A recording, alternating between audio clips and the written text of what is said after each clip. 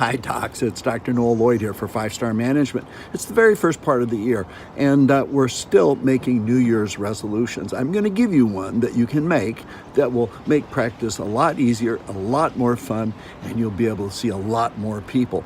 I'll do that in this very next segment.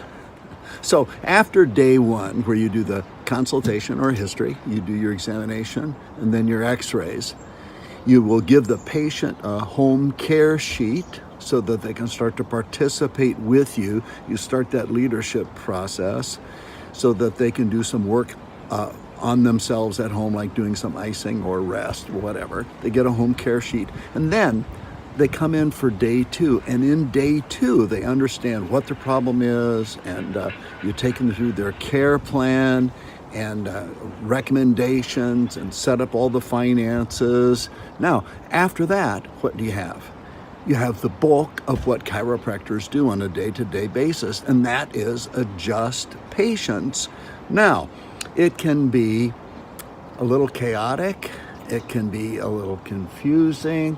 If the doctor fails to provide leadership and a system for the patient that they can learn, then you're going to end up being not as efficient as you should be. The patient's going to be a little uncomfortable because they don't know what's coming next. In the next segment, I'll tell you exactly what to do instead. So first of all, I want you to think, what do my best patients do? My patients that are easiest to take care of, the people that are a treat to see, and you end up with them doing great work, and then they're out of the clinic and it was almost like no work at all. Well, I think that this is the list. They come in, they get set up, they get checked, they get adjusted, they're appreciative. They might head off to therapy after that, or they go straight out if you're a not therapy office. And so how do we train everybody to be that way? So I'm going to give you 3 steps to do. Number 1, I want you to pre-decide the best path for a patient regular visit according to your technique. So if you'd like to have somebody come in, empty all of their stuff into a basket, like the wallet, car keys, cell phone, things like that, or put everything in a purse on a particular desk, do that right away. If you want them to sit on the table or to lie face down on the table, train them to do that right away. If you're going to be checking the low back first usually, then check the low back first every single time. So establish a path, and what will happen is that the patient will get used to this, you'll get used to this. It's like working off a checklist for a pilot. You don't miss things if you have a checklist. And if you train to a checklist, that's really, really great. So number 1, decide the best path for a great care.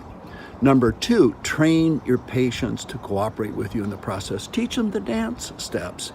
They will look forward to being adjusted the way that you program to. Now, I was taking care of a patient one time, and I got a little sidetracked, and I missed a step, and the patient says, "Doc, you forgot to check my..." And I said, "Thank you so much." They learned exactly what we should do because I pre-decided a path. And then number 3, one of the things I want you to do is to say one less thing. Well, what do you mean by that, Noel?